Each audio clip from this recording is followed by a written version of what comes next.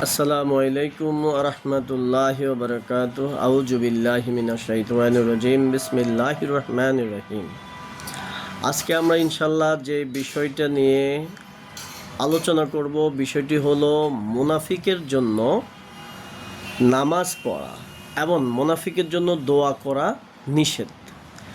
এই বিষয়ে পবিত্র কোরআনে আল্লাহ পাক রব্বুল আলামিন স্পষ্টভাবে বলে দিয়েছেন এবং আমাদের রাসূল সাল্লাল্লাহু আলাইহি ওয়াসাল্লাম বলে গিয়েছেন মুনাফিকদের বিষয়ে।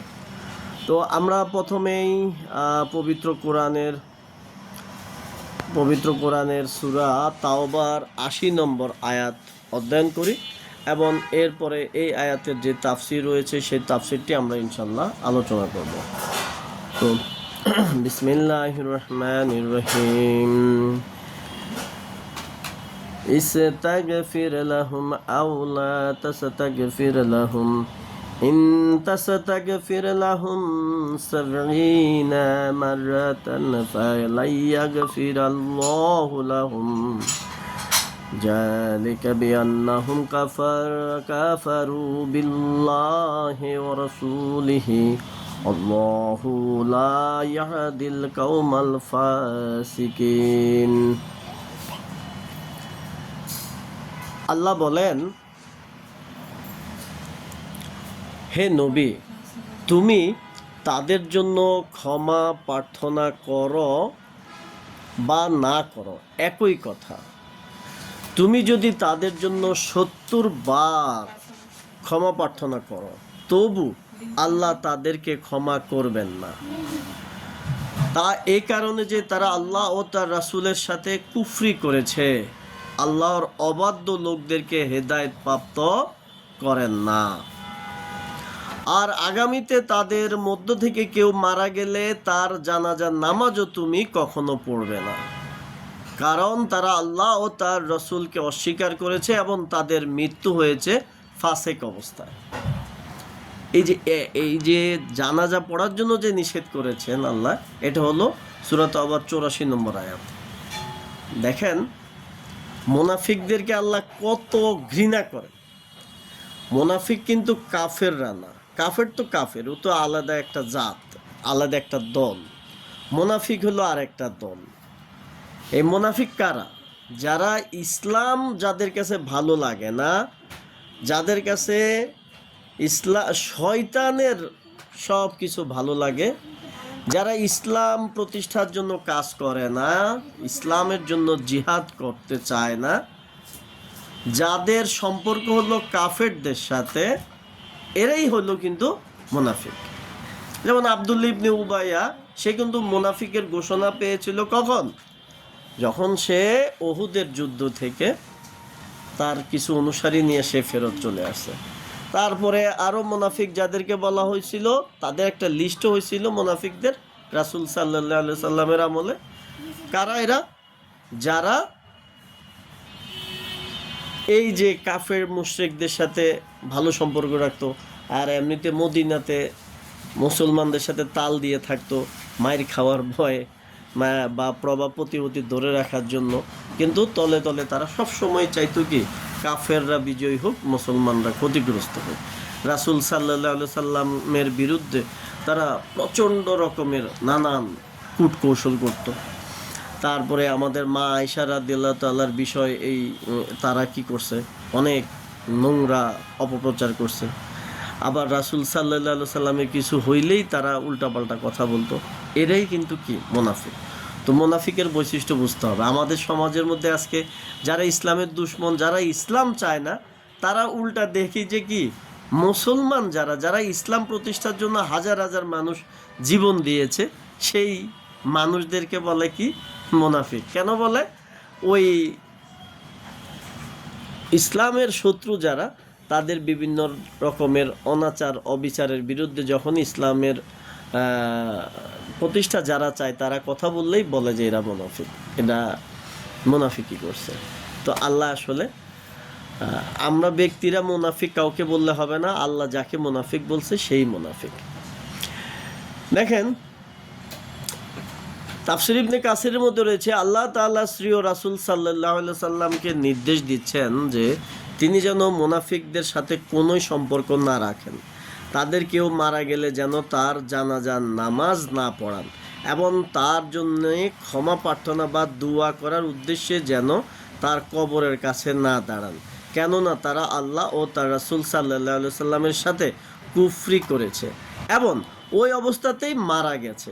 এই আয়াতটি মুনাফিকদের নেতা ও ইমাম আবদুল্লাহ ইবনে উবাই ইবনে সালের ব্যাপারে বিশেষভাবে অবতীর্ণ হলেও এটা ব্যাপক ও সাধারণ হুকুম, যার মধ্যে নিফাক বা কপটতা পাওয়া যাবে তারই ব্যাপারে এই হুকুম প্রযোজ্য হবে।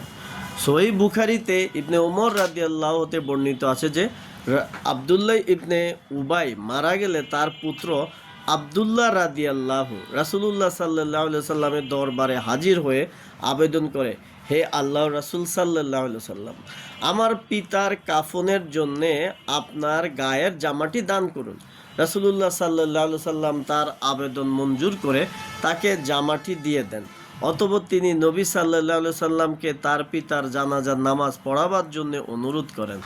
রাসূলুল্লাহ সাল্লাল্লাহু আলাইহি সাল্লাম তার এই আবেদনও কবুল করেন এবং তার জানাজা পড়াবার জন্য দাঁড়িয়ে যান। তখন ওমর রাদিয়াল্লাহু তার কাপড়ের আঁচল টেনে ধরে বলেন, আপনি এর জানাজার নামাজ পড়াবেন, অথচ আল্লাহ তাআলা আপনাকে এ থেকে নিষেধ করেছেন। রাসূলুল্লাহ সাল্লাল্লাহু আলাইহি সাল্লাম তখন তাকে বলেন, দেখো, আল্লাহ তাআলা আমাকে ইখতিয়ার দিয়ে বলেছেন, তুমি মুনাফিকদের জন্য ক্ষমা প্রার্থনা করো বা নাই করো সমান কথা। যদি তুমি তাদের জন্য 70 বারও ক্ষমা প্রার্থনা করো, তবু আল্লাহ তাদেরকে কখনো ক্ষমা করবেন না। সুতরাং আমি 70-এরও অধিকবার ক্ষমা প্রার্থনা করব। ওমর রাদিয়াল্লাহু বললেন, হে আল্লাহর রাসূল সাল্লাল্লাহু আলাইহি সাল্লাম, এই লোকটি তো মুনাফিক ছিল। তথাপিও রাসূল সাল্লাল্লাহু আলাইহি সাল্লাম তার জানাজার নামাজ পড়ালেন। তখন মহামহিমান্বিত আল্লাহ এই আয়াতটি অবতীর্ণ করেন। এই আয়াত অবতীর্ণ হওয়ার পর রাসূলুল্লাহ সাল্লাল্লাহু আলাইহি সাল্লাম কোনো মুনাফিকের জানাজা পড়াননি এবং কারোর জন্য ক্ষমা প্রার্থনা করেননি। আসলে তাহলে আজকে যারা ইসলাম প্রতিষ্ঠা চায় না, ইসলামের বিজয় চায় না, পৃথিবীটা আল্লাহর, অথচ এই আল্লাহর জমিন, আল্লাহর এই জাহান আল্লাহর বিধান অনুযায়ী চলবে, আল্লাহর আইন কানুন অনুযায়ী চলবে, এটা চায় না, তারা তো মুনাফিক। কারণ আব্দুল্লাহ ইবনে উবাই সে নামাজ কিন্তু পড়তো এবং সে মসজিদে গিয়ে রাসূল সাল্লাল্লাহু আলাইহি সাল্লামের ব্যাপক খালি গুণগান করত, আর পিছনে কি করত, রাসূল সাল্লাল্লাহু আলাইহি সাল্লামের সমালোচনা করত আর মুসলমানদের ক্ষতি কামনা করত, কাফেরদের সাথে গুড রিলেশন সে মেনটেন করত, আর জিহাদটাকে খুব ভয় পাইতো। জিহাদের ডাক আসলেই তার নানান রকম সমস্যা দেখা দিত। উহুদের যুদ্ধে তো সে 300 জনকে নিয়ে ফেরতে আসছে। তাহলে আজকে যারা ইসলামের পক্ষে নাই, আজকে যারা ইসলাম প্রতিষ্ঠা চায় না, আজকে যারা ইসলামের বিজয় চায় না, নিজেদেরকে বামপন্থী বলে, কমিউনিজম বলে, ধর্মনিরপেক্ষতার অনুসারী বলে, জাতীয়তাবাদের অনুসারী বলে, সমাজতন্ত্রের অনুসারী বলে, তারা নিজেকে প্রশ্ন করুক, তারা আসলে কোন দলের ভিতরে পড়ে গেছে, মুসলমানের দলের ভিতরে নাকি মুনাফিকের দলের ভিতরে। যদি মুনাফিকের দলের ভিতরে বৈশিষ্ট্যের মধ্যে পড়ে যায়, তাহলে তাদের উচিত কি তওবা করে মুসলমান হওয়া, তা না হলে কাফের জাহান্নামের যে জায়গায় যাবে, মুনাফিক কিন্তু আরও জঘন্য জায়গায় যাবে। ইভেন আমরা এই আয়াতের তাফসির থেকে, আমরা হাদিস থেকে কি জানলাম, কোরআন আয়াত কি বলতেছে যে মুনাফিকদের জানাজার নামাজও পড়া যাবে না।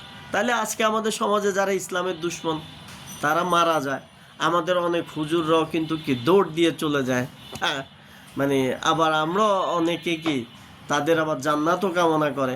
এখন কেমনি কি বুঝে আসে না। মুসনাদে আহমদের রয়েছে যে যখন রাসূলুল্লাহ সাল্লাল্লাহু আলাইহি সাল্লামকে কোনো জানাজার জন্যে ডাকা হতো, তখন তিনি ওই মৃত ব্যক্তি সম্পর্কে জিজ্ঞাসাবাদ করতেন। জনগণ তার সম্পর্কে ভালো মন্তব্য করলে তিনি গিয়ে তার জানাজা পড়াতেন। আর যদি তার সম্পর্কে এরূপ ওরূপ কথা তার কানে আসতো তবে তিনি স্পষ্টভাবে যেতে অস্বীকার করতেন। রাসূলুল্লাহ সাল্লাল্লাহু আলাইহি সাল্লামের ইন্তেকালের পর ওমর রাদিয়াল্লাহু এর নীতি এই ছিল যে যার জানাজা হুযায়ফা রাদিয়াল্লাহু পড়তেন তিনিও তার জানাজায় শরীক হতেন, আর হুযায়ফা রাদিয়াল্লাহু যার জানাজা পড়তেন না তিনিও পড়তেন না। কেননা রাসূলুল্লাহ সাল্লাল্লাহু আলাইহি সাল্লাম হুযায়ফা রাদিয়াল্লাহুকে মুনাফিকদের নাম নির্দিষ্টভাবে বলে দিয়েছিলেন।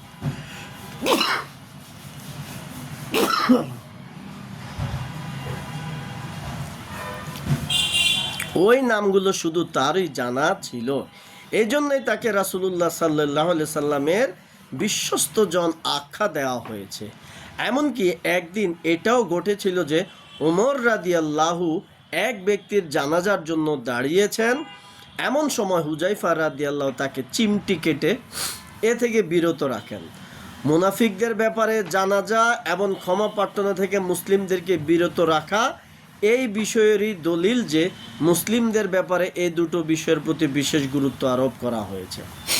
তাহলে দেখেন, জানাজা পড়া একদম এদের জন্য নিষেধ, দোয়াও নিষেধ। কাদের জন্য? মুনাফিকদের জন্য। তাই আমাদের সবাইকে খেয়াল রাখতে হবে, ইসলামের দুশমন যারা ইসলামের পক্ষে নাই তাদের আসলে জানাজা পড়া আপনার কি উচিত কি উচিত না এই হাদিস থেকে শিক্ষা নেন।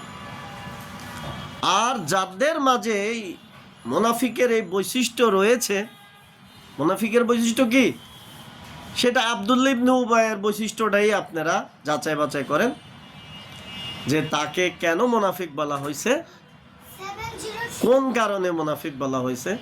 আপনার মাঝে যদি সে বৈশিষ্ট্য থাকে তওবা করেন, তওবা করে মুসলমান হন। দুনিয়া আপনার আসল ঠিকানা নয়, আসল ঠিকানা হলো আখেরাত।